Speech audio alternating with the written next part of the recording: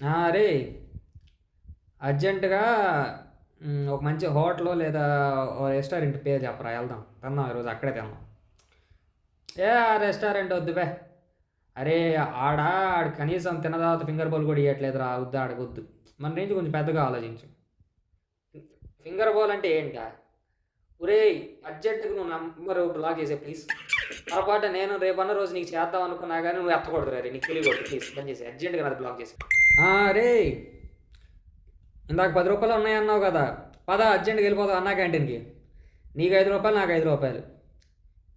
Finger బౌలా? Finger bowl ఏంటి అంటే ఇప్పుడు బౌల్ పట్టుకు వెళ్ళాలా? లేదు అవును అవసరం లేదనుకుంటారా, ప్లేట్లు ఆళ్ళే ఎత్తారు, 5 రూపాయలతో సరిపోద్దామో. నువ్వు అర్జెంట్గా వచ్చి నేను అక్కడే ఉంటాను. ఒరే డబ్బులు తీసుకురా రే మర్చిపోకే. Okay bye. One eternity later. రే మామ, ఏయూ కన్వెక్షన్ హాల్ దగ్గర పెళ్ళి అంట, డిన్నర్కి ఇబ్బంది పడాల్సిన అవసరం లేదు. అర్జెంట్ మోహన్ గారు చెప్పు. పోయినసారి కూడా అతను చెప్పలేదని ఏడ్చాడు, తినింది కూడా అడిగి సావలేదు.